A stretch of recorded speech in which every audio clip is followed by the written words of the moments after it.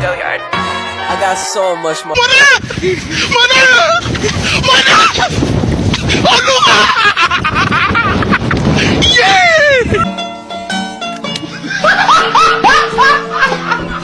Are you ready, kids? Aye, aye, Captain! I can't hear you. Aye, aye, Captain! Oh! Fucking design on right now. Break it down, bring it back, make it clap. I got 3 old thoughts, new block, wear that thing. Bitches on my line, and you know. Assalamualaikum teman-teman, sesuai dengan judul, mari kita sama-sama bahas mengenai pengertian corporate branding dan juga corporate reputation dan juga tugas dan fungsinya. Oke, buat yang belum tahu apa sih corporate branding itu? Corporate branding merupakan proses membangun dan mengelola citra dan identitas dari suatu perusahaan secara keseluruhan, yang di dalamnya melibatkan strategi komunikasi dan pengelolaan merek yang mencakup logo, nilai-nilai perusahaan, budaya perusahaan, produk dan layanan, serta hubungan dengan mengedepankan kepentingan. Corporate branding bertujuan untuk menciptakan kesan positif di mata konsumen, investor, dan masyarakat umum sehingga meningkatkan kepercayaan dan daya tarik dari perusahaan. Selanjutnya, pengertian dari corporate reputation. Corporate reputation adalah persepsi umum yang dimiliki oleh masyarakat, pelanggan, stakeholder, dan pihak yang terkait terhadap suatu perusahaan atau organisasi.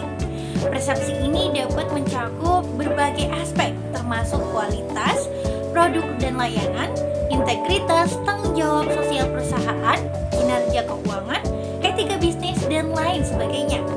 Corporate reputation sangat penting karena dapat mempengaruhi citra perusahaan, kepercayaan pelanggan, dan hubungan dengan pemangku kepentingan.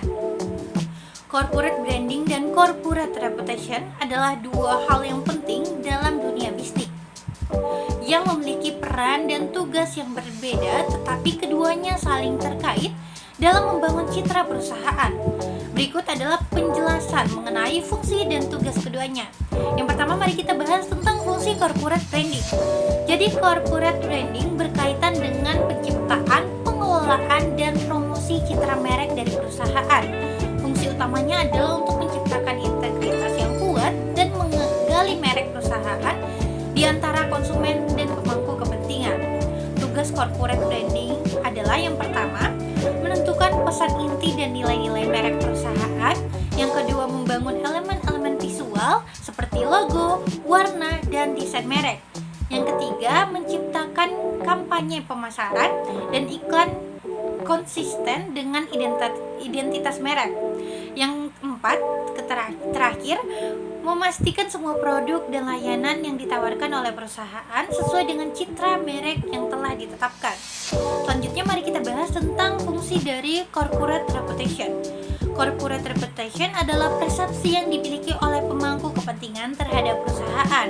Fungsi utama dari corporate reputation yaitu untuk membangun kepercayaan, kredibilitas, dan hubungan positif dengan pemangku kepentingan seperti konsumen, investor, karyawan, dan masyarakat umum. Tugas dari corporate reputation yaitu mempertahankan standar etika dan integritas dan semua aktivitas dari perusahaan, berkomunikasi secara transparan dengan pemangku kepentingan, mengatasi isu-isu yang dapat merusak reputasi perusahaan dengan cara yang efektif. Yang terakhir itu melibatkan diri dalam kegiatan sosial atau filantropi untuk meningkatkan citra sosial dari perusahaan. Baik teman-teman, itulah tadi